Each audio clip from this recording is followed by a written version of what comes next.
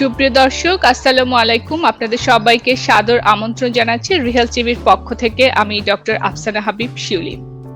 Cancer কোনো সন্দেহ নেই একটি দুরারোগ্য ব্যাধি। এখন আধুনিক বিশ্বে রয়েছে ক্যান্সারের চিকিৎসা, আধুনিক চিকিৎসা দেশে এবং বিদেশে।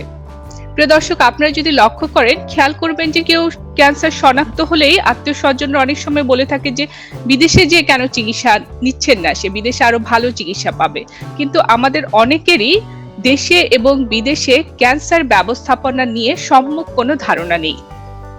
প্রিয় দর্শক, আমাদের বহু চিকিৎসক অনেক বছর ধরে পৃথিবীর বিভিন্ন দেশে তাদের মেধা এবং লব্ধ জ্ঞান দিয়ে চিকিৎসা সেবায় অবদান রেখে চলেছেন।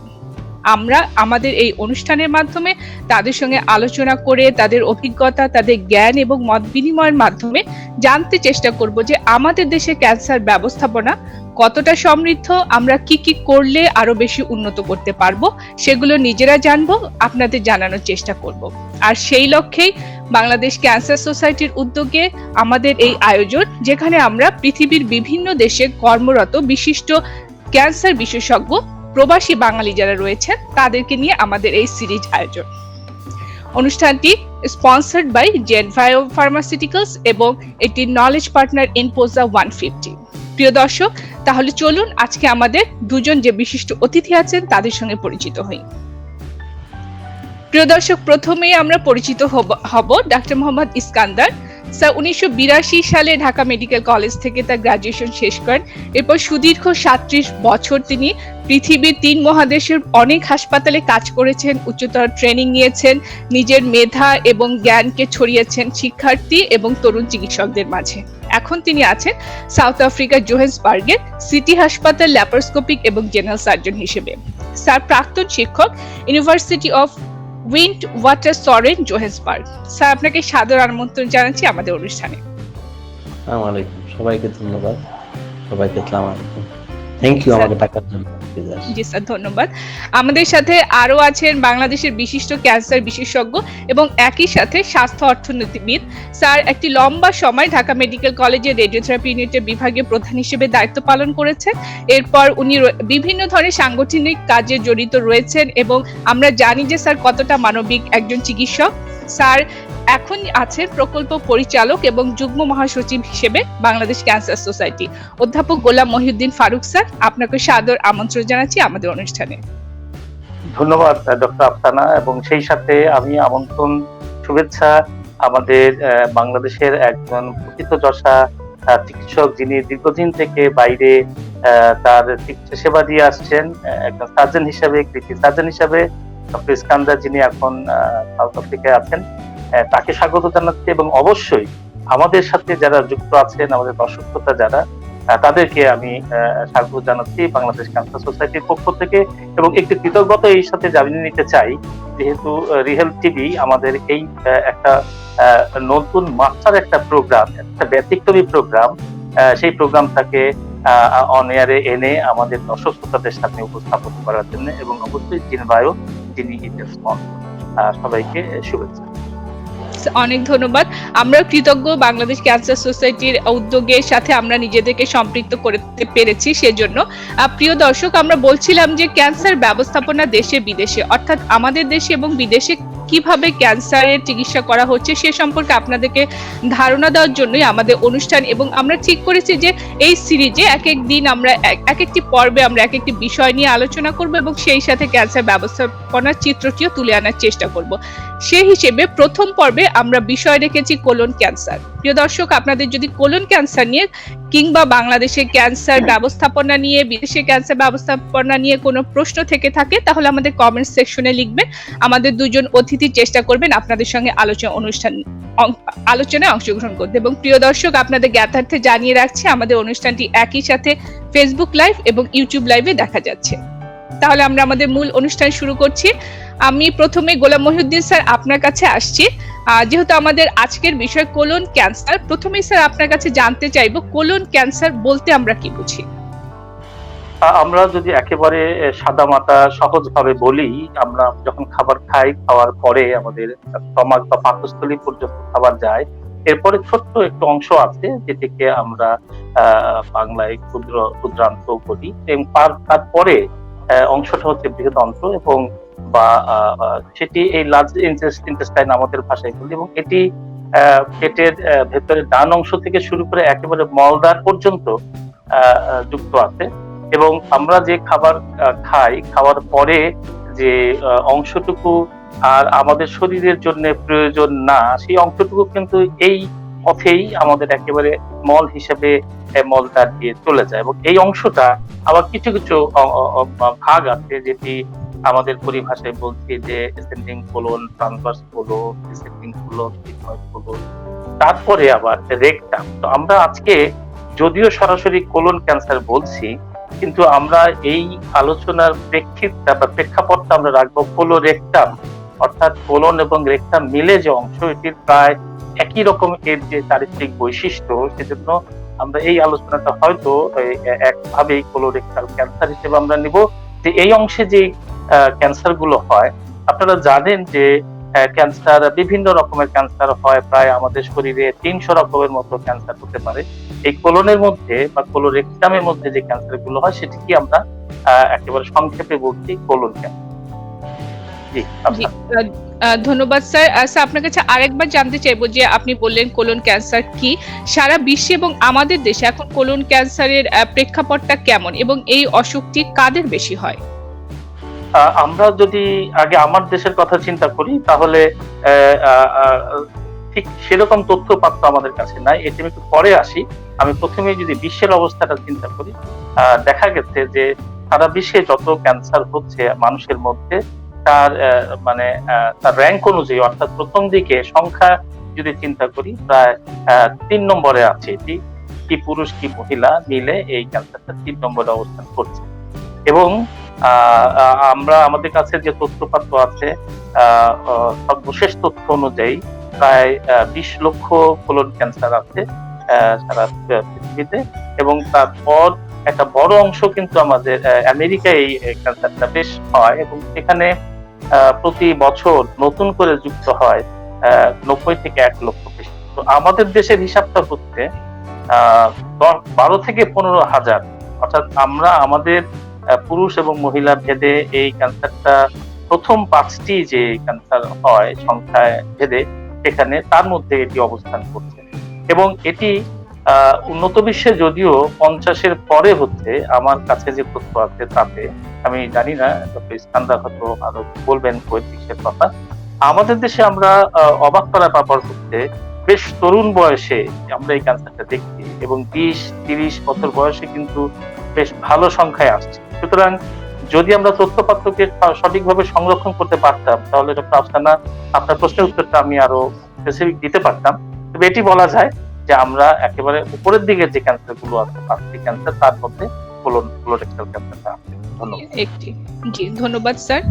জি স্যার, আমি ইস্কান্দার স্যার আপনার কাছে আসছি যে স্যারের কাছ থেকে আমরা বিশ্ব এবং বাংলাদেশ পরিস্থিতি সম্পর্কে জানলাম। স্যার, আপনি তো দক্ষিণ আফ্রিকা অনেক বছর ধরে কাজ করছেন। স্যার, আপনার কাছে জানতে চাইবো যে দক্ষিণ আফ্রিকায় কেমন সংখ্যক লোক এই কোলন ক্যান্সারে আক্রান্ত হচ্ছেন এবং কারা বেশি আক্রান্ত হচ্ছেন? দক্ষিণ আফ্রিকায় আমরা যেখানে কাজ করি, এই পপুলেশন একদম বিভক্ত, সাদা, কালো, ভারতীয় অরিজিন, ইন্ডিয়ান আর রঙিন। আমাদের হসপিটালে সাধারণত এই সব গ্রুপের লোকই আসে, কাজে আমরা ভিন্ন করে দেখি না। আমাদের স্টাডি এখানে সাউথ আফ্রিকার সেট আপে এটা 4 নম্বর ক্যান্সার। তার মানে কি, প্রথম 3-4 নম্বরে এরা আছে। প্রথম দিক থেকে 2টা ব্রেস্ট ক্যান্সার কিংবা লাং ক্যান্সার বাদ দেওয়ার পরে এটা আছে। এবং এই পপুলেশন গ্রুপ যারা আছে, তারা সব আমরা যারা দেখি, যারা অধিকাংশই আরবানাইজ, মানে শহরে থাকে, শহরের আশেপাশে থাকে। যেই কারণে ক্যান্সার গুলো হয়, সেটা এই সব গ্রুপেরই এফেক্ট করে, সাদা, কালো, ইন্ডিয়ান কিংবা রঙিন। আমরা মোটামুটি এই সব গ্রুপের ডিস্ট্রিবিউশন একই রকম। আমরা যদি ওয়ার্ল্ড পিকচার দেখি, যে প্রতি 1 লক্ষ পপুলেশনে 5 থেকে 7 জন লোকের ক্যান্সার হয়, এই কোলন ক্যান্সার। আমাদের এখানকার পিকচারটা ঠিক একই রকম। ছেলেদের একটু বেশি হয়, মেয়েদের একটু কম হয়। 7 হতে পারে ছেলেদের, 5 হতে পারে মেয়েদের। কেমন? আর আমাদের প্রফেসর যেটা বললাম মহিউদ্দিন ফারুক, যে সবগুলো স্টাডি আসে আমেরিকা থেকে বা নর্থ আমেরিকাতে, ইউরোপ থেকে। ওরা যেটা বলে যে ওদের ক্যান্সারটা 50 তার অ্যাবভ। কিন্তু এখন আমি আমার নিজের অভিজ্ঞতা থেকে বলছি, অনেক ইয়াং জেনারেশনের এই ক্যান্সার আমরা দেখতে পাই এখানে। আপনার মধ্যে শুনলে আশ্চর্য হবেন, আমার ইয়াংগেস্ট রুগী যারা আমি অপারেশন করছি আর কি, যার কোলন ক্যান্সার, তার বয়স ছিল 16 বছর। 16 ইয়ার্স ওল্ড বয়, আমি তখন অন কলে ছিলাম, যে বাউল অবস্ট্রাকশন নিয়ে আসছে। অ্যাবডোমেন ওপেন করার পর দেখলো ইটস লাইক অবস্ট্রাকশন। রিসেট করার পরে আমার যে প্রফেসর ছিল তখন, সে বললো যে আমাকে এখানে আলিমিয়া বলে, ইস্কান্দার বলে না। আলিমিয়া will not be surprised if it is a cancer. Exactly it was a cancer, stage 3 cancer. So professor যেটা বললো, he is right. Third world কান্ট্রিজে যেসব জায়গায় ক্যান্সার এখন ধরা পড়ছে এটা অনেক কম বয়সী আর কি। সেজন্য স্ক্রিনিং এর যে প্রোগ্রামটা আগে ছিল 50 আর অ্যাবভ, ওটাকে এখন আমেরিকান অ্যাসোসিয়েশন এটা কমায় 45 করছে। কিন্তু আমরা যদি পেশেন্টের মনে করি তার কোনো স্ক্রিপ করা দরকার আছে, তার ফ্যামিলি হিস্ট্রি আছে, কিংবা আরো কোনো রিস্ক ফ্যাক্টর আছে, কিংবা ইমিউনো কম্প্রোমাইজ আছে, তাহলে সেক্ষেত্রে আমরা স্ক্রিনিং প্রোগ্রামটা আরো অনেক কম বেশি করি আর কি। আমি নিজেই স্ক্রিনিং করি, আমি নিজেই কোলোনোস্কোপি করি, গ্যাস্ট্রোস্কোপি করি, অলিন্ডোস্কোপি করি, এগুলোকে আমি আরো অনেক কম বয়সে করি। এবং আমি সারপ্রাইজ অনেক ইয়াং রুগী যাদের আমরা ক্যান্সার পাই। গুড নিউজ হলো যে যদি স্ক্রিনিং করার পরে ক্যান্সার পাওয়া যায় এবং সেটা আর্লি স্টেজে হয়, যদি কিউরেবল ডিজিজ, এটা কিউর করা যায়, মানুষ বহুদিন বেঁচে থাকে তাদের ফ্যামিলিতে। জি স্যার, আমরা এই বিষয়গুলো নিয়ে অনুষ্ঠানে পরবর্তীতে আরো বিস্তারিত আলোচনা করব। স্যার, আমাদের সঙ্গে দর্শকরা সংযুক্ত হতে শুরু করেছেন, তাদেরকে আমি একটু নিতে চাই তাদের মতামতগুলো। শামিমুজ্জামান, উনি লিখেছেন, welcome sir, warmly watching sir and I think it would be great and informative programme. Zaman Sunny, উনি লিখেছেন, চমৎকার আলোচনা। শিশির সরকার লিখেছেন, great to hear from you sir. Sayeda Mary, উনি লিখেছেন, great Farooq and Iskandar, proud of you. প্রিয় দর্শক, আপনাদের অসংখ্য ধন্যবাদ আমাদের সঙ্গে সংযুক্ত হবার জন্য, এবং আশা করি আজকের আলোচনা থেকে আপনারা উপকৃত হবেন। ফারুক স্যার, আপনার কাছে আসছি, যে আপনাদের দুজনের কাছ থেকে কিন্তু শুনলাম যে এই ক্যান্সারের ডিস্ট্রিবিউশন কিংবা ব্যাপ্তি কিন্তু অনেকখানি পরিবর্তিত হয়েছে, যেটা আগে 50-এর পরে ছিল সেটা এখন অনেক কম বয়সেও দেখা যাচ্ছে। স্যার, আপনার কাছে জানতে চাইবো যে কি কি কারণে কোলন ক্যান্সার হতে পারে, এবং সাধারণত আপনাদের কাছে বাংলাদেশের পরিপ্রেক্ষিতে কি কি লক্ষণ নিয়ে রোগীরা আসেন? দুটো প্রশ্ন আপনি করলেন ডক্টর শিউলি। প্রথম প্রশ্ন হচ্ছে যে কি কি কারণে বা ঝুঁকির যে কারণগুলো এই কোলন ক্যান্সার হয়।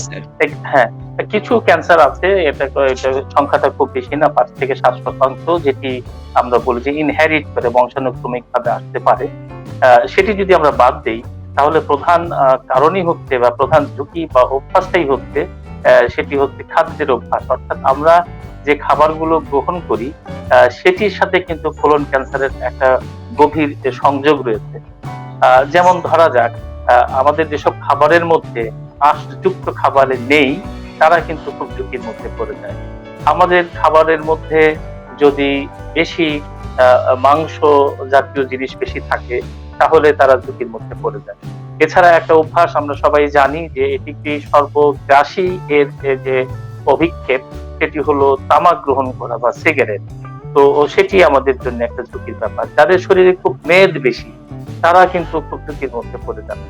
এমনকি আমাদের দেশে যদিও এই সংখ্যাটা কম, এটি হচ্ছে মদ্যপান করা বা অ্যালকোহল নেয়া, তারাও কিন্তু ঝুঁকির মধ্যে পড়ে যায়।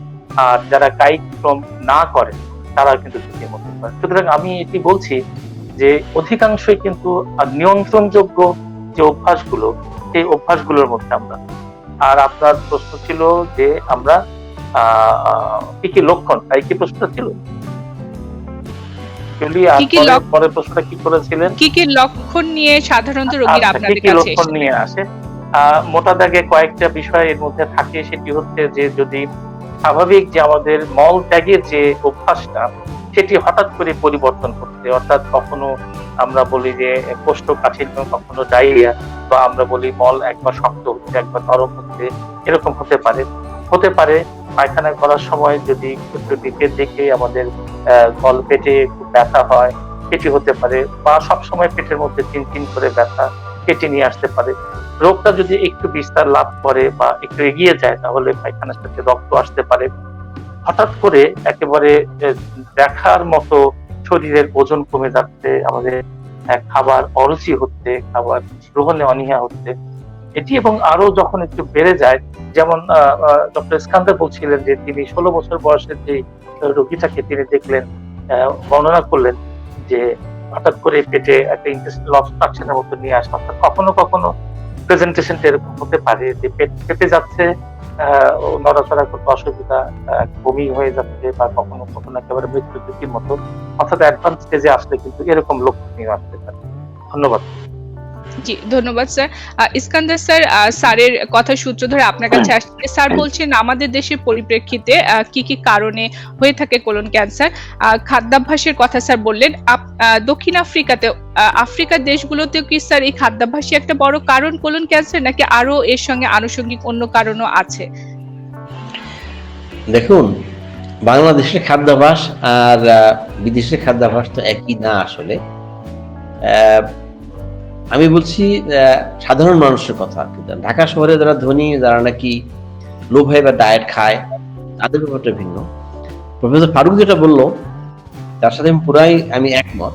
আমি এখানে দুই একটা কথা অ্যাড করবো এখানে। সেটা হলো যে প্রফেসর যেটা বললো যে মাংস বলতে বোঝাচ্ছি আমরা ফিশ কিংবা চিকেন বোঝাচ্ছি না, এটা রেড মিট। যেটা রেড মিটের যে মায়োগ্লোবিন থাকে, এটা breakdown product is toxic to the colon.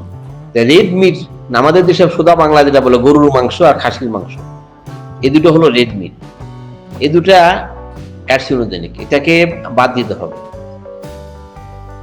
এই একটা রিসপেক্ট। একটা হলো যে অলসতা, ফিজিক্যাল অ্যাক্টিভিটি। ঢাকা শহরের লোক ফিজিক্যাল অ্যাক্টিভিটি করতে পারে কিনা আমার সন্দেহ আছে। যার পয়সা আছে সে গাড়িতে চড়ে, আর যার পয়সা না সে বাসে চড়ে, কিন্তু কেউ হাঁটে না। আমি মনে করি আর কি যে বাংলাদেশে এগুলো সব বন্ধ করে দিয়ে সাইকেলের ব্যবস্থা করা উচিত। আমি খুব হার্শলি বলছি আর কি, লোকজন হাসবে হয়তো বা। আমি বলছি এই জন্য, মানুষ ভালো করে না বললে শোনে না, এই জন্য বলছি আর কি। এই জন্য মানুষকে এই যে ফিজিক্যাল অ্যাক্টিভিটি এটা বাড়াতে হবে। তারপরে স্মোকিং আমি অনেক সময় আমার স্টুডেন্টদের বলি আর কি, all Indian smokes except Alimia, মানে এক্সেপ্ট মি। আমি স্মোক করি না, সবাই স্মোক করে। Smoking is a very risk factor. আমি প্রফেসরের সঙ্গে একমত আছি যে স্মোকিং। আমি আর একটু হাসাই বলি আমি, সেটা হলো যে মেয়েরা যারা স্মোকিং করে তারা they are at more risk to get colon cancer than the male partner. মানে মেয়েরা যারা স্মোক করে তাদের কোলন ক্যান্সার হওয়ার সম্ভাবনা বেশি ছেলেদের চেয়ে। তার মানে ছেলেদেরও হবে না তা না, মেয়েদের বেশি হবে। অ্যালকোহল তো আছেই আর কি। সাউথ আফ্রিকার কনটেক্সট বাংলাদেশের মতোই, কিন্তু বাংলাদেশে যে হাই ফাইবার ডায়েট, নর্মালি যে গ্রামের লেভেলে যে খাবারগুলো খায়, শাক, তরি-তরকারি, ভেজিটেবল, এগুলো এখানে অনেকে কম খায়। স্পেশালি নর্থ ইন্ডিয়ান যারা population, white population, black population, তারা। কালো লোক যারা আছে তারা সাধারণত ফাইবার খায়, অনেক খায়, কিন্তু হাই ফাইবার ডায়েট এটা ভার্চুয়ালি আরবানাইজ পপুলেশনে, শহরায়ন পপুলেশনের মধ্যে উঠে গেছে আর কি। এটাকে চেঞ্জ করা উচিত। আমি একটা সম্পূরক প্রশ্ন একটু করতে চাচ্ছি ডক্টর ইস্কান্দারের কাছে। সেটি হচ্ছে যে আমরা যদি ইনসিডেন্সটা দেখি যে খাবার একটা বড় অংশ যেটি প্রভাবিত করে, কিন্তু আমাদের দেশে অ্যালকোহলটা সেরকম না। কিন্তু আমি আফ্রিকান কান্ট্রিতে বা সাউথ আফ্রিকায়, সেখানে অ্যালকোহল যারা দিচ্ছে সেই সংখ্যাটা কি খুব বেশি প্রভাব বিস্তার করছে কিনা কোলন ক্যান্সার হওয়ার? আমি তোমার উত্তরে বলবো ইয়েস, কারণ এখানে alcohol consumption south Africa surprisingly alcohol consumption one of the top 3 একটা দেশ। মানে তুমি উইকেন্ডে মিনস ফ্রাইডে, স্যাটারডে, সানডে হসপিটালে অর্ধেক লোকই অ্যালকোহল খেয়ে মানে মাথা খারাপ হয়ে এই মানে মারামারি করে আসছে। Alcohol I think is a big factor in South Africa, not in Bangladesh. আর একটা জিনিস, খাদ্যাভ্যাস জন্য যে মানে অ্যাকোয়ার্ড ফ্যাক্টরের জন্য যে ক্যান্সার হয়, সেটা হলো ক্যান্সারের 2/3 লাই। আর জেনেটিক ফ্যাক্টর, ফ্যাপ কিংবা এইচএনপিসিসি, জেনেটিক কারণে যেগুলো হয় ক্যান্সার, ফ্যামিলি ক্যান্সার সিনড্রোম, অন্য ক্যান্সার আছে যেমন সার্ভাইকাল ক্যান্সার, ওভারিয়াল ক্যান্সার, যেমন থাইরয়েড ক্যান্সার থেকে যে ক্যান্সার গুলো হয়, কোলন ক্যান্সার হতে পারে, সেটা পার্সেন্টেজ হলো 1/3, আমি বলি 20% আর কি। খাদ্যাভ্যাসই হলো বা এনভায়রনমেন্টাল ফ্যাক্টরটাই হলো মেইন কারণ ক্যান্সার হওয়ার। জি, ধন্যবাদ স্যার। আমাদের সঙ্গে আরো দর্শকরা সংযুক্ত হতে শুরু করেছেন, আমি কয়েকজনের মতামত নিতে চাই। শাহিন আল মেহরাজ উনি লিখেছেন, it's a great privilege to know about colon cancer from two of the best oncologist, specially for us who works in health sector. Thanks to Genfire pharma and Bangladesh cancer society to make it possible for us. ধন্যবাদ শাহিন আল মেহরাজ। শিশির সরকার উনি লিখেছেন, sir, how long a patient will survive if colon cancer is diagnosed at early stage? আমরা মনে হয় এই ব্যাপারটা নিয়ে একটু পরে আলোচনায় আসবো। শিশির সরকার, আপনি যদি আমাদের সঙ্গে সংযুক্ত থাকেন তাহলে আপনার প্রশ্নের উত্তর পেয়ে যাবেন। অজিত জোয়ারদার উনি লিখেছেন, we are proud to get to honorable sir with great information. Saima Mehjabin উনি লিখেছেন, is there any screening program for colon cancer in Bangladesh or South Africa? Sir, এই প্রশ্নের প্রসঙ্গে ফারুক স্যার আপনার কাছে জানতে চাইবো যে কি কি পরীক্ষা করে আপনারা এই কোলন ক্যান্সারটি শনাক্ত করা যায়, কিংবা উনি যেটা জানতে চেয়েছেন যে কোনো স্ক্রিনিং প্রোগ্রাম আছে কিনা সেই সম্পর্কে স্যার। না, ঠিক আছে। এটি যদি আমি ডক্টর শিউলি আপনার প্রশ্নটা নেই প্রথমে, যে আমরা কি কি পরীক্ষা করে আমরা কোলন ক্যান্সার শনাক্ত করতে পারি। আমাদের কিছু কিছু সাধারণ কিছু টেস্ট আছে। আমি যদি সেই দিকে না যাই, সরাসরি আমরা যদি কোলন ক্যান্সার শনাক্তের দিকে যাই, তাহলে আমাদের আলোচনায় এক সময় কিন্তু ডক্টর ইস্কান্দার বলছিলেন যে কোলোনোস্কোপি এটি একটি একেবারে চূড়ান্ত পর্যায়ে একটি টেস্ট করা। কোলোনোস্কোপির মাধ্যমে দেখা যায় যে আমাদের এই একেবারে পায়ু পথের শেষ শুরু থেকে একেবারে কোলনের শেষ মাথা পর্যন্ত দেখা যায়, এবং সেখানে যদি সন্দেহজনক কোনো দৃশ্য দেখেন এবং একজন অভিজ্ঞ চিকিৎসক যিনি এটি করে করে অভ্যস্ত হয়েছেন, তার অভিজ্ঞান থেকে যখন বোঝেন যে এটি স্বাভাবিক নয়, এই টিস্যুটি নিয়ে যখন তিনি বেরিয়ে আসেন এবং মাইক্রোস্কোপের নিচে দেখেন, এটি হচ্ছে চূড়ান্ত পর্যায়ে আমরা কোলন ক্যান্সার হিসেবে শনাক্ত করার কথা বলি। কিন্তু তার আগে আমাদের ছোট্ট কিন্তু এত কম খরচের একটা টেস্ট আছে, এটিকে আমরা বলছি যে আমরা মলের মধ্যে যদি রক্ত পাই, এটি আমরা অকাল ব্লাড টেস্ট বলি, ফিকাল মানে মলের মধ্য থেকে রক্ত শনাক্ত করা। এটি আমাদেরকে প্রথম একটা সন্দেহের উদ্রেক করবে, এবং তারপরে এটি থেকে আবার কিন্তু আবার ইমিউনোহিস্টোকেমিস্ট্রি করা যায়। সুতরাং এই ছোট ছোট দুটো টেস্ট, একটা কোলোনোস্কোপি, সেখান থেকে চূড়ান্ত পর্যায়ে টিস্যু নিয়ে এসে আমরা শনাক্ত করতে পারি আমাদের কোলন ক্যান্সার হয়েছে কিনা।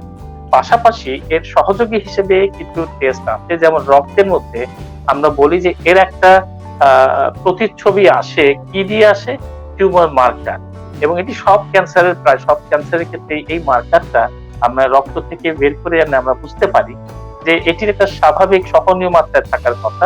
এটি যখন অস্বাভাবিক পর্যায়ে থাকবে, তখন আমাদের একটা ধারণা থাকবে যে হ্যাঁ, তার হয়তো কোলন ক্যান্সার হয়েছে, এবং এটা নির্দিষ্ট থাকে আমাদের যে কোন টিউমার মার্কার কোলন ক্যান্সারের সাথে যাবে।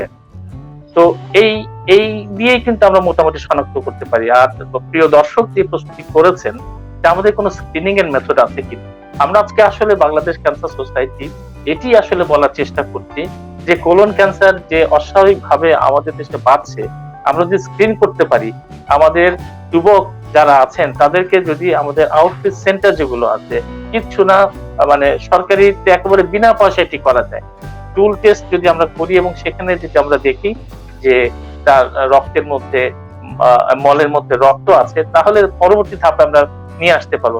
এইভাবে একটা স্ক্রিন করতে পারি। আর যেটি একটি আমাদের তথ্যপত্র থেকে দেখা যাচ্ছে যে 30 বছর বয়স থেকে সংখ্যা বাড়ছে আমাদের দেশে কোলন ক্যান্সার, তাহলে এরকম একটা বয়স যদি আমরা নির্ধারণ করি যে 30-এর পর থেকে প্রতি 5 বছর বা 10 বছর পর পর আমাদের সরকারি পর্যায় থেকে প্রায় কম খরচে কোলোনোস্কোপি করি, তাহলে কিন্তু আমরা মনে করি যে কস্ট ইফেক্টিভ একটা অ্যাপ্রোচ হবে, যেটি দিয়ে আমরা আমাদের যে স্ক্রিনিং অ্যাপ্রোচটা আমরা যেতে পারি। কিন্তু আগের উত্তর হচ্ছে যে না, আমাদের দেশে এখন এটি অবস্থান করছে না, কিন্তু আমরা চাচ্ছি এই ধরনের আলোচনার মাধ্যমে আমাদের পলিসি মেকাররা যেন এরকম একটা স্ক্রিনিং করে দেয়। ধন্যবাদ। জি, ধন্যবাদ স্যার। আমরা শুনছিলাম যে বাংলাদেশের পরিপ্রেক্ষিতে এখন বাংলাদেশ ক্যান্সার সোসাইটি এবং যারা অনকোলজিস্ট আছেন তারা সবাই মিলে চিন্তা করছেন কিভাবে কোলন ক্যান্সারের প্রতিরোধের জন্য স্ক্রিনিং প্রোগ্রামটি চালু করা যায়। ইস্কান্দার স্যার, আপনার কাছে জানতে চাইবো যে সাউথ আফ্রিকাতে সরকারি কিংবা বেসরকারি পর্যায়ে কি এই প্রতিরোধের জন্য কোনো ব্যবস্থা আছে কিনা? এখানে সরকারি পর্যায়ে স্ক্রিনিং করার কোনো প্রোগ্রাম নাই, কিন্তু ইন্ডিভিজুয়াল বা ব্যক্তিগত পর্যায়ে আছে। যেহেতু এখানে হেলথ সিস্টেম প্রাইভেট পাবলিক দুটোই আছে, পাবলিক সেক্টরে ডাক্তাররা তার নিজেরা রুগী সাইন সিমটম কিংবা রুগীর অবস্থা বুঝে তারা কোলোনোস্কোপি করে, ওটার স্ক্রিনিং একটা অংশ। কিন্তু মাস স্ক্রিনিং কিংবা গভর্নমেন্ট প্রোগ্রাম স্ক্রিনিং বা পপুলেশন স্ক্রিনিং এরকম কোনো প্রোগ্রাম এখানে নেই। প্রাইভেট সেক্টরে এটা ইজি, কারণ প্রাইভেট সেক্টরে তো রুগী তার মেডিকেল এইড কিংবা তার মেডিকেল ইন্স্যুরেন্স সেটাই করে, সেখানে আমাদের threshold to do the colonoscopy is very very low. তবে আমরা রোগীটা আসলে যদি সন্দেহ করি তখন কোলোনোস্কোপি করি। ওইখানেই ওই রোগীগুলা, যে রোগীর কথাগুলো আমি আপনাকে বললাম, যে ইয়াং পেশেন্ট এবং লিস্ট সাসপিশন, স্টিল কোলোনোস্কোপি করার পর দেখা গেল তার কোলন ক্যান্সার আছে। এখানে আমি আমার দুই ফ্রেন্ড দেখলাম, কোশ্চেন দিচ্ছে এখানে আমাদের, মেরি বলছে যে ফিক্যাল অকাল ব্লাডে কোন রোল আছে কিনা। ফিক্যাল অকাল ব্লাডের রোল তো অবশ্যই আছে, স্ক্রিনিং পর্যায়ে আছে, কিন্তু সেন্সিটিভিটি এত কম যে মানুষ যদি কোনো রেড মিট খায়, মনে করেন গরুর মাংস খায়, বিফ খায়, কিংবা মনে করেন আপনি খাসির মাংস খেলো, তাহলে তার তো ফিক্যাল অকাল ব্লাড পজিটিভ হতে পারে। পজিটিভ মানি you have to take it further level, তাহলে ওই পেশেন্টটাকে কোলোনোস্কোপি করা যায়, করতে হবে। আর যদি নেগেটিভ হয় তাহলে কোলোনোস্কোপি করার দরকার নেই। কিন্তু দরকার নাই মানে এই না তার নাই আর কি, কারণ এই প্রত্যেকটা কেসে সেন্সিটিভিটি এন্ড স্পেসিফিটি 100% কোনোটাই না। কেমন? এক, স্ক্রিনিং করার বেস্ট ওয়ে হলো কোলোনোস্কোপি। কেমন? ফুল কোলোনোস্কোপি, নট হাফ কোলোনোস্কোপি, কারণ এটা লাইভ, ডাইনামিক এন্ড ভিজুয়াল। শুধু কোলোনোস্কোপি করেই না, ওটাকে আমি ওখান থেকে বায়োপসি নেওয়া যায়, দরকার হয় ওইটাকে যদি বন্ধ হয়ে যায় তাকে ওকে স্টেন দেওয়া যায়, থেরাপিউটিক অপশন ওখানে আছে। এই এক। 2 নম্বরে আমাদের বললো যে সুধাংশু এখানে কোশ্চেন জিজ্ঞেস করছে যে সলিটারি রেকটাল আলসারের কোনো রোল এখানে আছে কিনা। সলিটারি রেকটাল আলসার একটা ডিজিজ, কিন্তু এটাকে কেউ কখনো প্রমাণ করে না এটা ক্যান্সার। জিনিসটা সিম্পল, সলিটারি রেকটাল ক্যান্সার আছে, বায়োপসি করলেই হলো। বায়োপসি একবার যদি সন্দেহজনক হয়, দুইবার বায়োপসি করলেই বোঝা যাবে ক্যান্সার কিনা। কিন্তু এটা যে ক্যান্সার, এটা কোনো প্রমাণ এখনো পাওয়া যায় না। এটা অনেক কারণে সলিটারি রেকটাল ক্যান্সার হতে পারে। আমি কি কোশ্চেন অ্যান্সার করলাম না? আর জি স্যার, আপনাকে ধন্যবাদ। দুজনের কোশ্চেনের উত্তর আপনি দিয়ে দিয়েছেন। আমাদের সঙ্গে আরো অনেক দর্শক আছেন। মুহতাজ হোসেন রিফাত, উনি লিখেছেন heartiest welcome sir. Sudhanshu Kumar Ballabh sir আপনার প্রশ্নের উত্তরটি দিয়ে দিয়েছে। স্যার মেরি, আশা করি আপনি আপনার প্রশ্নের উত্তরটি পেয়ে গিয়েছেন। এমডি আব্দুল লতিফ, উনি লিখেছে I am really happy to watch this informative online program. Thanks to GM Farooq sir, thanks to Real TV and Genfio organization to support for this nice event. প্রিয় দর্শক, আপনাদের সম্পৃক্ততা এবং আপনাদের সচেতনতার জন্যই আমাদের এই অনুষ্ঠান। যদি আপনারা আমাদের সঙ্গে থাকেন এবং আপনারা কিছুটা উপকৃত হন, এবং যে লক্ষ্য আমাদের যে ক্যান্সার ব্যবস্থাপনা দেশে বিদেশে, তার যদি কিছুটা চিত্র আমরা আপনাদেরকে তুলে ধরতে পারি, সেখানে আমাদের সার্থকতা থাকবে। অনেক দর্শক আমাদের সঙ্গে আরো সংযুক্ত হতে শুরু করেছে, তাদের সঙ্গে আমরা আবার কথা বলবো। ফারুক স্যার, আপনার কাছে আসছি যে আমাদের দেশের পরিপ্রেক্ষিতে এই যে কোলন ক্যান্সারের রোগীগুলো আপনারা পাচ্ছেন, তাদেরকে আপনারা কিভাবে ম্যানেজ করছেন, তাদের চিকিৎসা সেবাটা কিভাবে দেওয়া হচ্ছে? সকল ক্যান্সারের মতো প্রথমে আমরা তাদেরকে আশ্বস্ত করি যে আপনি যেভাবে এসছেন সেটি আসলে চিকিৎসা দেওয়ার মতো অবস্থায় এসছেন কিনা সেটি থেকে একরকম আশ্বাস। আর যদি একটু দেরি হয়ে যায় তাহলেও আমরা কিভাবে অ্যাক্ট করব, ম্যানেজমেন্টের কিন্তু সেটি একটি পার্ট। সুতরাং আমরা ম্যানেজমেন্টের একটা অংশ হচ্ছে তাদের সাথে আলোচনা করা, আরেকটি অংশ হচ্ছে আমরা চিকিৎসায় কিভাবে যাব। হ্যাঁ, আমরা চিকিৎসায় যাচ্ছি, আমরা জানি যে কোনো সলিড টিউমার তার প্রধান চিকিৎসা হচ্ছে অপারেশন করা। সুতরাং আমাদের আগে শনাক্ত করতে হবে রোগটি কি অপারেশনের অবস্থায় এসছে কিনা। আমি এই মুহূর্তে একটি ছোট্ট গল্পের কথা বলতে পারি, সেটি হচ্ছে আমাদের সর্বজন প্রিয় লেখক, নাট্যকার আমরা হুমায়ুন আহমেদের কথা জানি। যে আমার একটা বেদনার সাথে তার সাথে আমার একটা সম্পৃক্ততা ছিল এই চিকিৎসা সংক্রান্ত বিষয়ে, কারণ তার প্রাথমিক কাগজগুলো কিন্তু আমি দেখেছিলাম।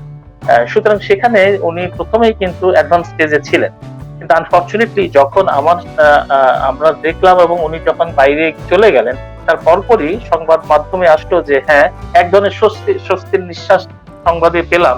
সেটি হচ্ছে যে আর যা হোক, মানে উনি এমন অবস্থায় আছেন যে ওনার অপারেশন লাগবে না, অ্যাজ ইফ যে অপারেশন না করাটাই হচ্ছে একটি ভালো সংবাদ। বিষয়টা আসলে তা না। আমাদের কিন্তু আমাদের জনসাধারণকে বুঝতে হবে আমাদের প্রধান চিকিৎসাই হচ্ছে অপারেশন। ম্যানেজমেন্টের একটি প্রধান লক্ষ্য হচ্ছে আমাদের অপারেশন করার মতো অবস্থায় আসলে অপারেশন করা, পরবর্তী পর্যায়ে কখনো কখনো আমরা যেটি করি, অপারেশনের আগে এক ধরনের ওষুধের মাধ্যমে চিকিৎসা দেওয়া, যেটিকে কেমোথেরাপি বলা হয়, যেটি দিয়ে আমরা আমাদের সার্জনদেরকে সাহায্য করি যে আপনি এখন নিশ্চিন্তে সার্জারি করতে পারেন, কিছু সমস্যা ছিল সেটি চলে গেছে।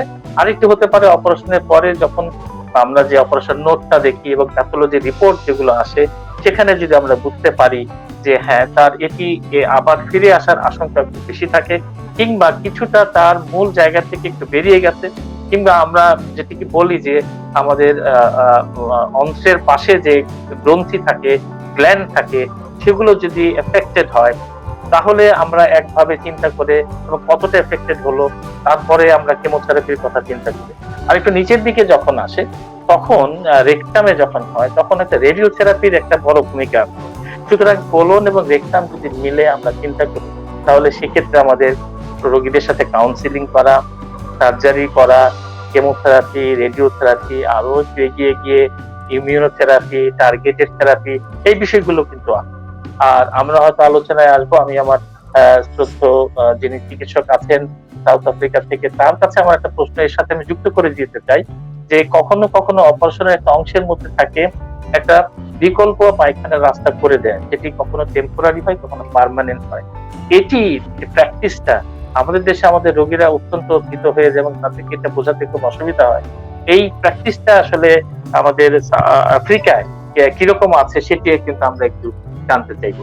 তো সুতরাং আমি মোটা দাগে এইটুকুই বললাম যে আমরা এভাবে আমাদের রোগীদেরকে ম্যানেজ করি এবং পরবর্তী পর্যায়ে চিকিৎসা শেষ হলে পরে ফলো আপ করা, এটি কিন্তু আমাদের একটা জরুরি অংশ ম্যানেজমেন্ট।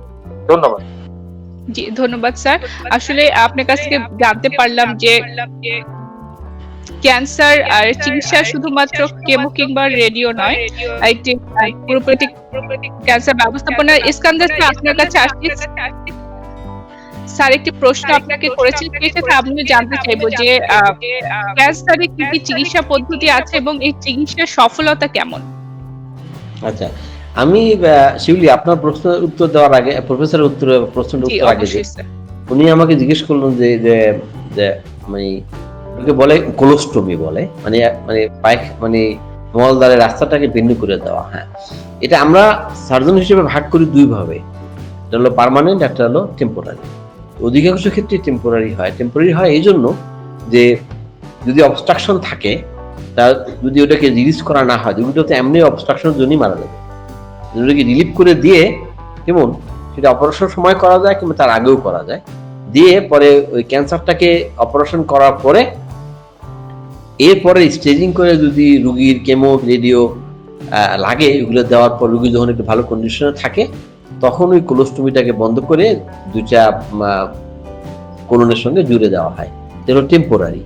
টেম্পোরারি কোলোস্টমি সাধারণত 6 সপ্তাহ থেকে 12 সপ্তাহ কিংবা তারও একটু বেশি হতে পারে।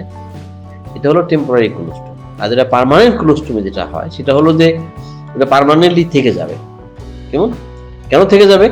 কারণ রেকটাল ক্যান্সার যদি একদম নিচের দিকে হয়, বায়ুপথের কাছাকাছি হয়, সেখানে ওইটাকে মানে মানুষের স্পিংটারটাকে সেভ করার কোনো স্কোপ থাকে না। স্পিংটার সহ, ক্যান্সার সহ, রেকটাম সহ পুরোটাই ফেলে দিতে হয়।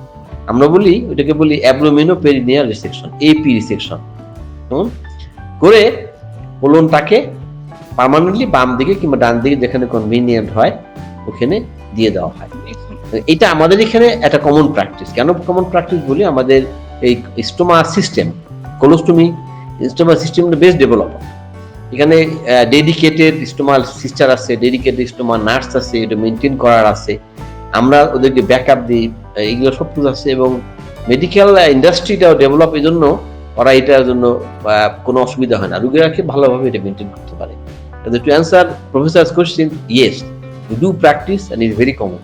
এখানে আমরা এটা করি আর কি। এক নম্বর। শিউলির প্রশ্নগুলো কি ছিল শিউলি? চিকিৎসা পদ্ধতি কি কি আছে এবং কোলন ক্যান্সার চিকিৎসার সফলতা কেমন? আচ্ছা, কোলন ক্যান্সারের সফলতা যদি একদম সিম্পলি বলি, ভালো। কেন ভালো তাও বলি আবার আমি। কোলন ক্যান্সারটা হলো এটা একটা স্লো গ্রোয়িং ক্যান্সার। এটা খুব তাড়াতাড়ি একজন লোককে মেরে ফেলে না, এটা গ্রো করতে সময় লাগে। আমাদের প্রফেসর যে বললো হুমায়ুন আহমেদের ক্যান্সার, তার ক্যান্সার যখন ধরা পড়লো তখন already stage 4 disease, spread to the body. আমাদের এখানে যখন আমরা ক্যান্সার যখন আসে, ডায়াগনোসিস হয়, তখন 1 in 4 25% কেস অ্যাডভান্স থাকে। দ্য রেস্ট 75% 3 out of 4 ওরা অ্যাডভান্স থাকে না। কেমন অ্যাডভান্স থাকে না, তার মানে কি ওই যেগুলো অ্যাডভান্স নাই ওদের চিকিৎসাটা সার্জিক্যাল করলে তারপরে কেমোথেরাপি দিলে অধিকাংশ ক্ষেত্রে ভালো হয়ে যায়। আর এই ভালোর ইন্ডিকেটরটা কি? ইন্ডিকেটরটা 2 years and 5 years। একটা লোক যদি ক্যান্সার থাকে, যদি এরপরে চিকিৎসা করার পরে 2 থেকে 5 বছর বেঁচে থাকে, তার যে স্টেট আছে, তার ছেলে আছে, মেয়ে আছে, তাদের বিয়ে শাদীর ব্যাপার আছে, কেমন এইসব ম্যানেজ করার ব্যাপার আছে, আত্মীয় স্বজনের তার উইলের ব্যাপার আছে, এই সবগুলো সে করার সুযোগ পেয়ে থাকে। কাজে আমরা ওটাকে ধরে নেই এটা সাকসেসফুল, কারণ he can do whatever he want to do before he ultimately die with dignity. এটা আমি মনে করি সাকসেসফুল। কেমন? আর আরেকটা যেটা বলছিলাম যে এই ট্রিটমেন্টটা ওরকম মাল্টি ডিসিপ্লিনারি। এটা ক্যান্সার যখনই একদম রোগীকে বলা হয় তোমার ক্যান্সার, সে তো প্রথমে বেহুশে মাটিতে পড়ে যাবে, আল্লাহ মরে গেছে আর কি, যা ক্যান্সার হয়েছে শেষ কেল্লা ফতে, তাই না? আসলে তা না। কাজে এই জন্য আমরা রোগীদেরকে আগে সাপোর্ট দিই না, it is not the end of the world, cancer মানে মরে যাচ্ছ না। কাজে এটার জন্য প্রথম সাইকোলজিক্যাল সাপোর্ট, নার্সিং সাপোর্ট, কেমন, তারপর ডাক্তারের সাপোর্ট, রেডিওথেরাপির সাপোর্ট, এর পরবর্তী সময় কেমো রেডিওর সময় তার সাপোর্ট লাগে, তার সাপোর্ট, সোশ্যাল সাপোর্ট দেওয়া হয়। আমাদের প্রফেসর এইসব ব্যাপার খুব ভালো, সে সাইকোলজিক্যাল সাপোর্ট আর প্রফেশনাল সাপোর্টে সে খুব ভালো। আসলে এই পুরাটা মিলিয়ে একটা ট্রিটমেন্টটা, আমি যদি সার্জিক্যাল ট্রিটমেন্টের কথা বলি, এটা খুব ভালো। আর্লি স্টেজে একজন রোগীর, এখানে একজন দর্শকের প্রশ্ন ছিল আর্লি ডায়াগনোসিস হলে কি আর্লি ডায়াগনোসিস হলে কোলন ক্যান্সার অলমোস্ট কিউরেবল। কারণ বলি আর্লি স্টেজ মানে যদি স্টেজ 1 বা স্টেজ এ ডিউক স্টেজ আর টি 1 বা টি 2 স্টেজে যাওয়া হয়, ওই রোগীগুলা কোনো কেমোই অনেক সময় লাগে না, ওদের মানে 5 year সার্ভাইভাল 90% 95% উপরে। তার মানে কি হি ইজ কিওরড বেসিক্যালি। তাই আর্লি স্টেজে diagnosis is very important, you can cure the patient. Late স্টেজে at the stage goes up, তাহলে ওর প্রগনোসিসটা আস্তে আস্তে কমতে থাকে আর কি। জাস্ট যেটা নাকি এক্স্যাক্টলি হুমায়ুন আহমেদের ক্ষেত্রে হয়েছে আর কি। জি, ধন্যবাদ স্যার। আমাদের একজন দর্শক প্রশ্ন করেছেন, ফয়সাল আহমেদ, উনি লিখেছেন, sir, to prevent colon cancer or to keep ourselves safe from this disease, should we perform any routine checkups? If there's any, then please discuss about those checkup. আমরা আলোচনা করেছি, তারপর যদি স্যার এই দর্শকের জন্য আপনি আবার কোন উপদেশ দিতেন ওনাকে।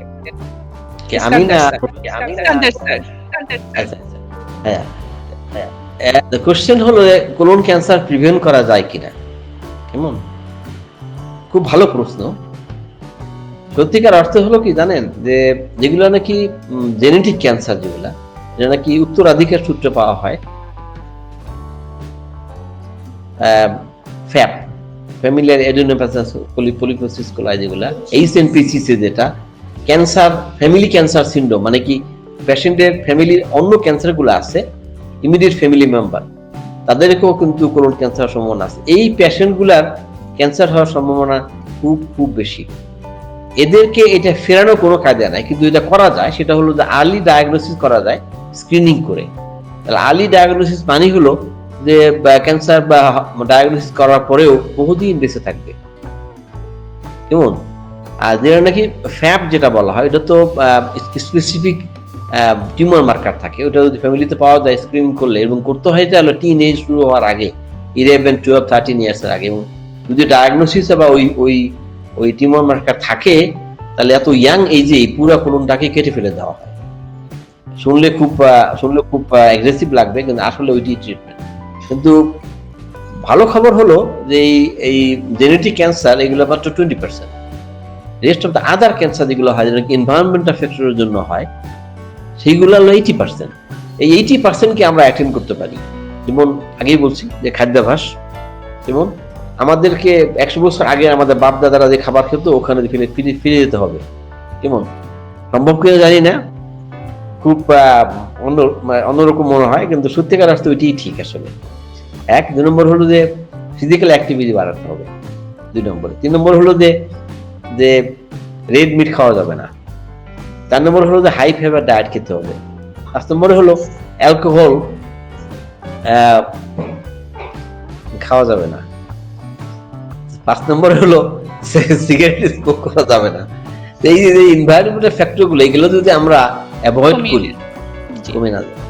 আর কোন ইন্ডিভিজুয়াল রোগী তার যতগুলো বেশি ফ্যাক্টর থাকবে, তার ক্যান্সার হওয়ার সম্ভাবনা তত বেশি।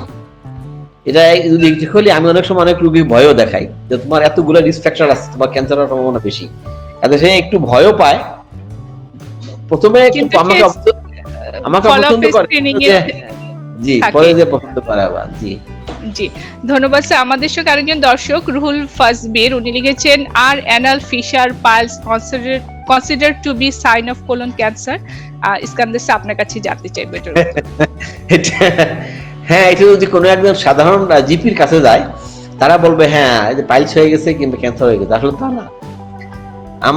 আমাদের টেক্সট বুকে একটা কথা ছিল আর কি, just every patient should be examine. Okay, এখানে পাইলস আর ফিশার ক্যান্সার না, যদি ডায়াগনোসিস হয়। আর যদি পাইলস আর ফিশার ডায়াগনোসিস হওয়ার আগ পর্যন্ত you have to examine and you have to exclude that, যে এটা ক্যান্সার না। এটা হলো অ্যান্সার। জি, ধন্যবাদ স্যার। আমাদের সঙ্গে আরো অনেক দর্শক আছেন। সুধাংশু কুমার বল্লভ, উনি লিখেছেন thank you my friends doctor Iskandar from Johannesburg and doctor Golam Mohiuddin Farooq from Bangladesh. Sufia Hamid, উনি দেখছেন। Sohana Afroza heartiest welcome. Farooq sir, আমাদের সঙ্গে অনেক দর্শক আছে। প্রিয় দর্শক, আপনাদের সবাইকে অসংখ্য ধন্যবাদ আপনাদেরকে সঙ্গে সংযুক্ত হবার জন্য এবং মন্তব্য করার জন্য। আমি ফারুক স্যারের কাছে আসছি যে বিভিন্ন চিকিৎসা পদ্ধতি নিয়ে আমরা শুনলাম আপনাদের দুজনের কাছ থেকে। স্যার, আমাদের দেশে প্রেক্ষিতে কোথায় কোথায় এই কোলন ক্যান্সারের চিকিৎসা পাওয়া যায় সরকারি এবং বেসরকারি পর্যায়ে, এবং এই ক্যান্সার চিকিৎসা ব্যয়ভারটাও কেমন, যদি দর্শকদের জন্য আপনি বলতেন। ধন্যবাদ ডক্টর আফসানা। আমি এই প্রশ্নের উত্তরে যাওয়ার আগে আমার যে একজন কৃতি সার্জন, যিনি দীর্ঘদিন বিদেশে কাজ করতেন, তার বক্তব্যের সাথে একটু যুক্ত করতে চাই যে আজকে আমাদের নগরায়নের কারণে আমাদের যে তরুণ সন্তানেরা, তারা যেটি করছেন, জাঙ্ক ফুড নিচ্ছেন। এই জাঙ্ক ফুড কিন্তু আমাদের কোলন ক্যান্সার হওয়ার একটা বড় কারণ, এবং এর মধ্যে যে ট্রান্স ফ্যাটি অ্যাসিড আছে, এটি কিন্তু আশঙ্কাজনক ভাবে একটি থ্রেট হয়ে দাঁড়িয়েছে নগর সভ্যতায়। সুতরাং এটি যদি আমরা পরিহার করতে পারি, তাহলে কিন্তু অনেকাংশে আমরা কোলন ক্যান্সার প্রতিরোধ করতে পারবো। আর ডক্টর শিউলির প্রশ্নের উত্তরে বলছি যে আমাদের দেশে অনেক মানে যোগ্য সার্জন আছেন, সার্জিক্যাল অনকোলজিস্ট আছেন।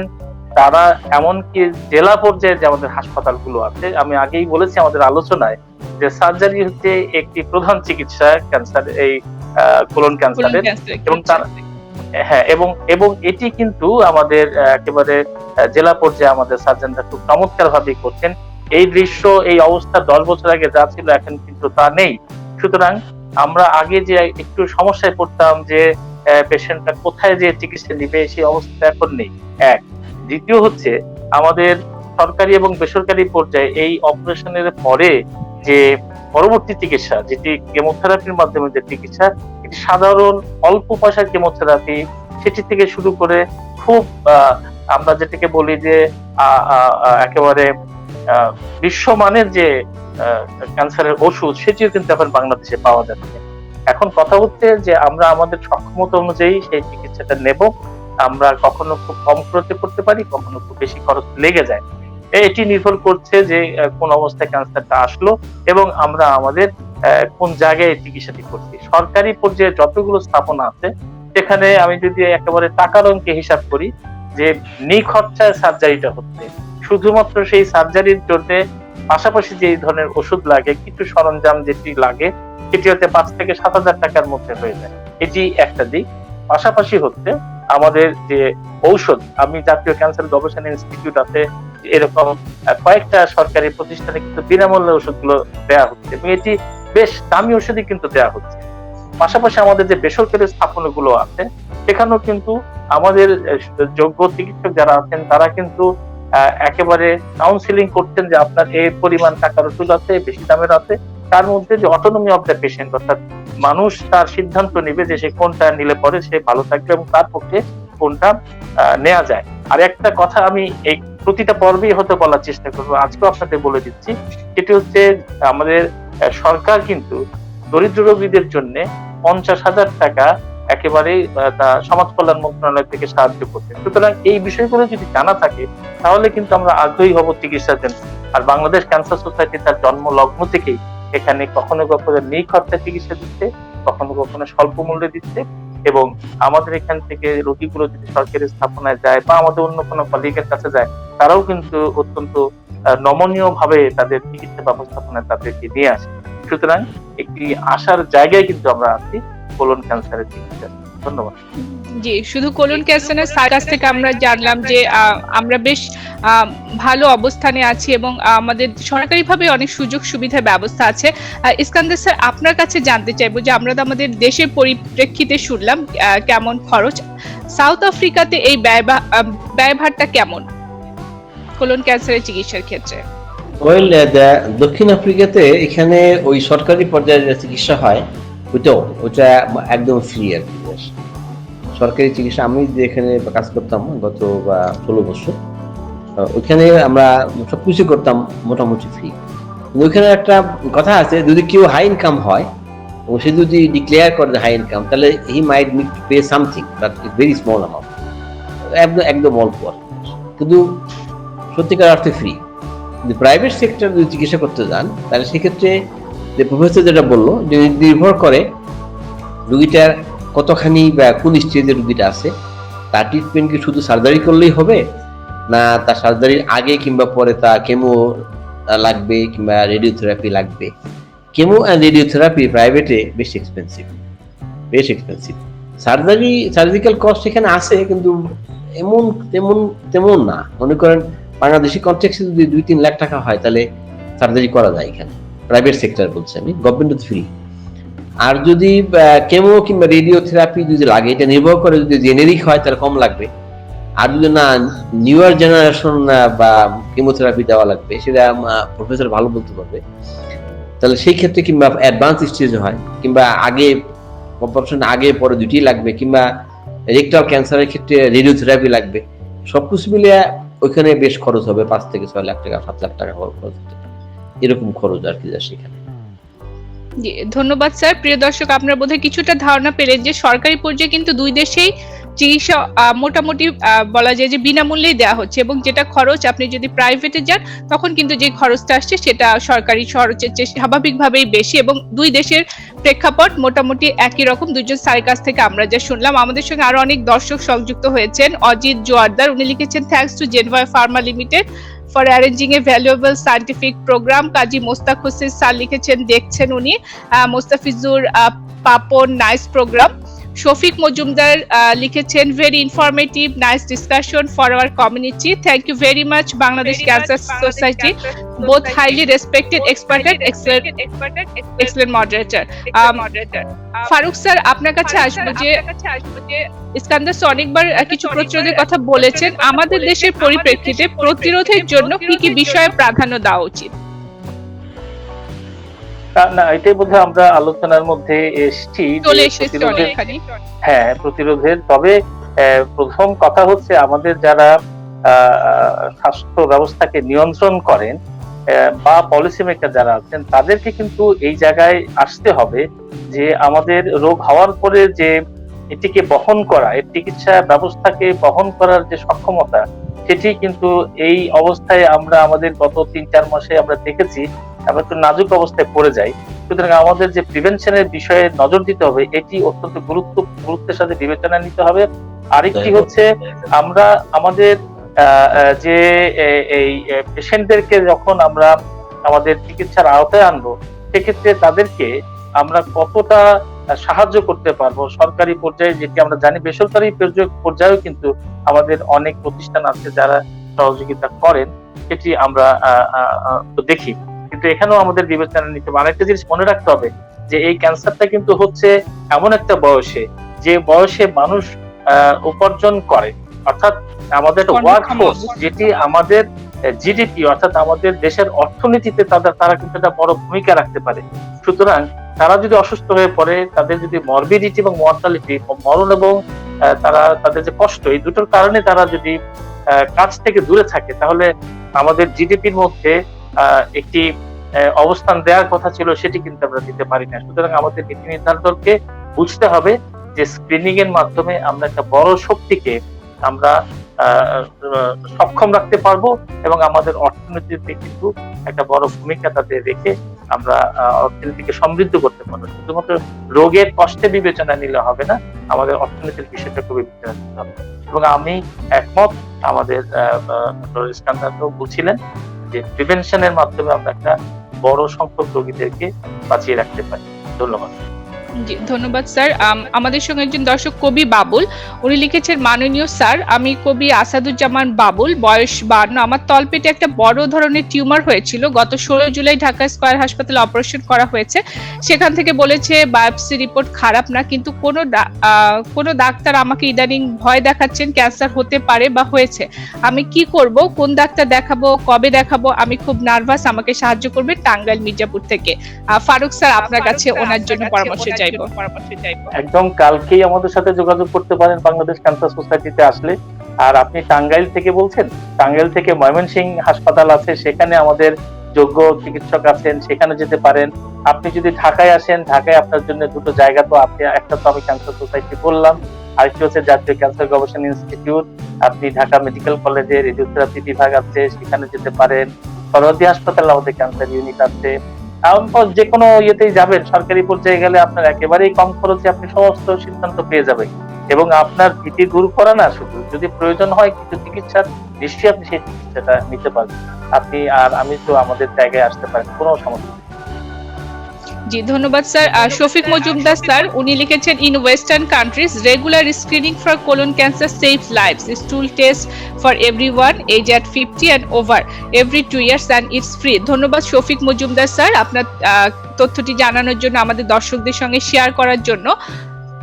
দীপক দাস, উনি লিখেছেন, আমার আত্মীয় একজন কোলন ক্যান্সারের রোগী, যার খাবার রুচি নেই, সারাদিনই দই দিয়ে 2-3 লোকমা ভাত খায়, পায়খানা হয় না, খুব কঠিন। ডাক্তার বলেছে সর্বোচ্চ 3 মাস বাঁচবে, তার শেষ পরিণতি জানতে চাই।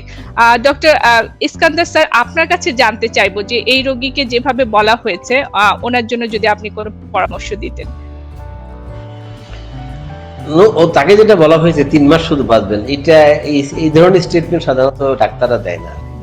জি স্যার, সেটাই। কারণ আমি বলি তার কোন ক্যান্সার ঠিক আছে, এটা কি অপারেশন করা হয়েছে, কোন স্টেজে আছে, আর স্টেজের পরে তার অন্য কোনো কেমো রেডিওথেরাপি লাগবে কিনা, এই সবকিছু নিয়ে তাকে বলা যাবে সে কতদিন বাঁচবে কি বাঁচবে না, কিংবা বলা যাবে একটা রেঞ্জ বলা যাবে 3 মাস বাঁচবে, বাঁচা মরা খোদার হাতে, আমাদের হাতে নাকি।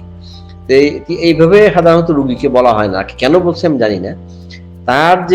তার যে রুচি নাই, খেতে পারে না, এগুলা হয়তো বা ওই অসুখের সিমটম হতে পারে, তার সাইকোলজিক্যালও হতে পারে, সে মারা যাবে এই ভয়ে সে খেতে পায় না। তার যেটা দরকার যে মাল্টিডিসিপ্লিনারি সাপোর্ট আর কি, psychological support, surgical report, oncology, সবাই মিলে তাকে দেখলে I think we can correct lot of things here. এই যে ইনফরমেশন এখানে যেটা দেওয়া আছে এটা ইনকমপ্লিট আর ইট ডাজন্ট মেক সেন্স, এটা ঠিক দেওয়া হয় না আর কি। জি, ধন্যবাদ।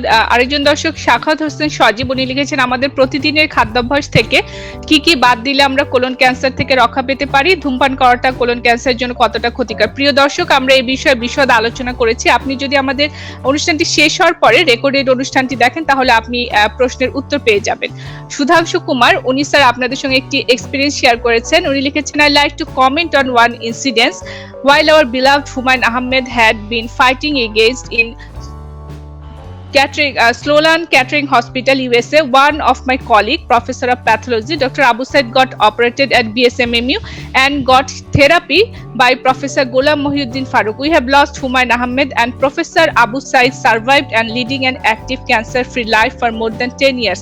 What you will say in this regard, Dr. Ghulam Mohiuddin Farooq? Sir, আপনার কাছে জানতে চেয়েছেন এই ব্যাপারে আপনার মন্তব্য কি? না, ঠিক আছে, এটি তো আমি আমার যে শ্রদ্ধেয় সাইদ সাহেবের কথা বললেন, উনি বেশ প্রকৃতদশা প্যাথোলজিস্ট, উনি দীর্ঘদিন থেকে দক্ষিণাঞ্চলে কাজ করছেন। আমার সৌভাগ্য হয়েছে স্যারের পাশে থাকার জন্য। আমি আমার কাজটুকু করেছি এবং সারা পৃথিবীতে একই রকম ক্যান্সারের চিকিৎসা, সেই পদ্ধতিতে চিকিৎসা দিয়েছি। এবং এখানে যে বিষয়টি, এখানে কৃতিত্ব হচ্ছে স্যারের নিজের, তিনি এসছেন একদম আর্লি স্টেজে। সুতরাং তাকে যে যতগুলো চিকিৎসা দেওয়ার কথা, সেই স্টেপস গুলো আমরা অনুসরণ করেছি এবং তিনি সে কারণেই ভালো আছেন। আর সচেতন মানুষ, সবসময় আমাদের সাথে ফলো আপে ছিলেন, চিকিৎসার পরে ফলো আপে আসেন এবং অ্যাক্টিভ লাইফ লিড করেছেন। আমি নিশ্চয়ই আমি মনে করি যে এখানে ব্যক্তিগতভাবে আমার কোনো কৃতিত্ব নেই, এখানে কৃতিত্ব আমাদের রোগী যিনি নিজে এসছেন আর্লি স্টেজে, এটি আমাদের জন্য চিকিৎসা দিতে অনেক সুবিধা হয়েছে। আর হুমায়ুন আহমদ সাহেব দেরিতে এসছেন, সুতরাং এটি একেবারে আমরা বাম হাত ডান হাত যদি দুইভাবে তুলে ধরি তাহলে দেখা যাবে আর্লি স্টেজে একদম প্রথম দিকে আমাদের ইস্কান্দার সাহেব বলেছিলেন যে আর্লি স্টেজে আসলে একদম 95% কিওর রেট, এটি তাই আমাদের সাইদ সাহেব যে অবস্থা আছেন। আর হুমায়ুন স্যার তো চলে গেছেন, এটি অ্যাডভান্স স্টেজে এসেছেন। সুতরাং এটি কি জ্বলন্ত প্রমাণ আমরা আমাদের প্রায় সকল ক্যান্সারে এই যদি একটু আগে আসে তাহলে আমাদের রোগীদেরকে আমরা নিশ্চয়ই এরকম একটা সাপোর্ট দিতে পারি। এখানে সবার ভূমিকাই আমি মনে করি যে মনে রাখতে হবে যে এই ভালো থাকার জন্য। ধন্যবাদ। জি, ধন্যবাদ স্যার। ফারুক স্যার, আপনাকে আরেকটি প্রশ্ন করতে চাই যে আমাদের ব্যবস্থাপনায় সর্বোচ্চ কি কি ব্যবস্থা নিলে কোলন ক্যান্সার সম্পূর্ণ নিরাময় করা সম্ভব?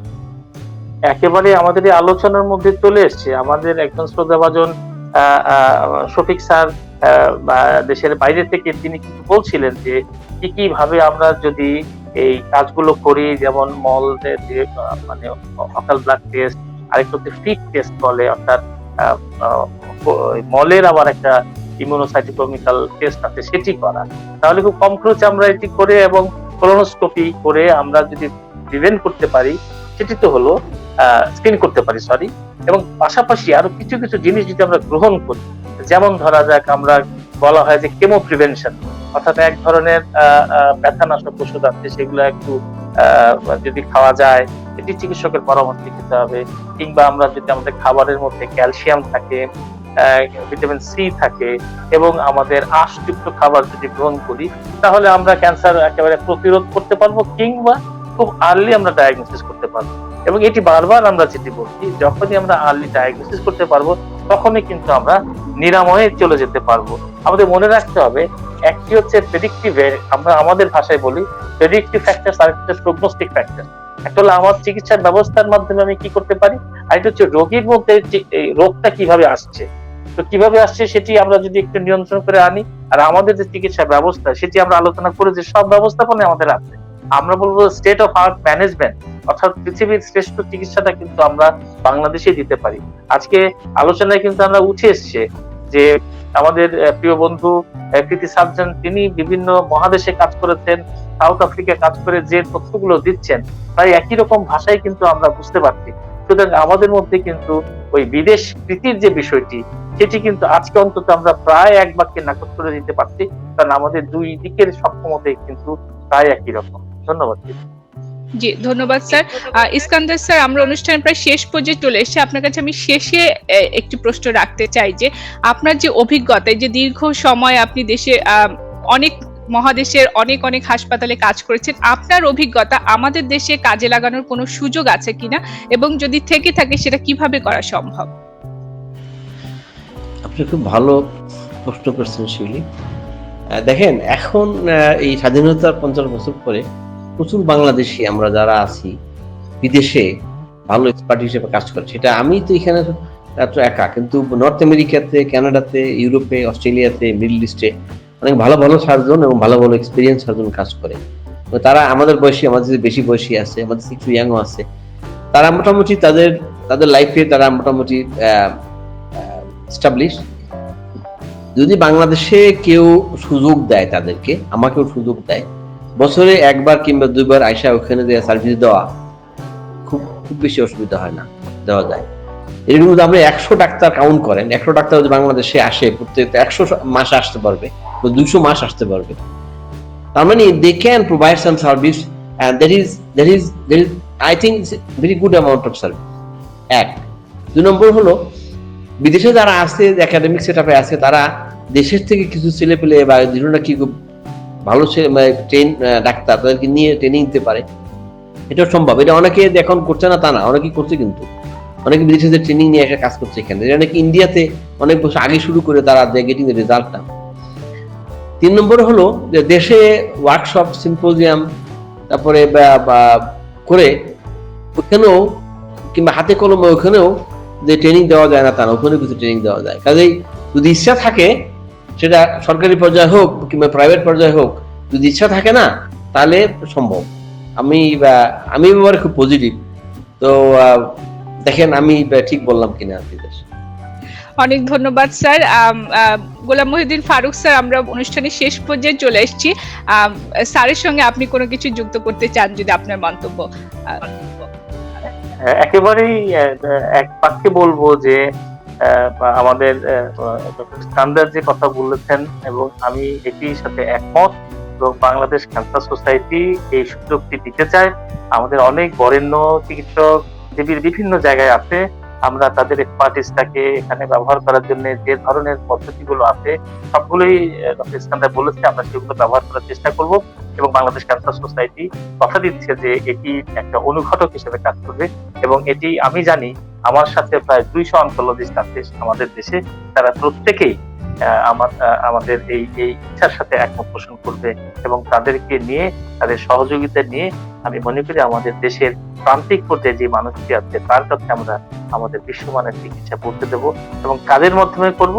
আমরা তো আছি, আমাদের পাশাপাশি বিদেশে আমাদের মানুষ যারা বাইরে আছে তারা আমাদের মানুষের চিকিৎসা করবেন এই পদ্ধতি। ধন্যবাদ।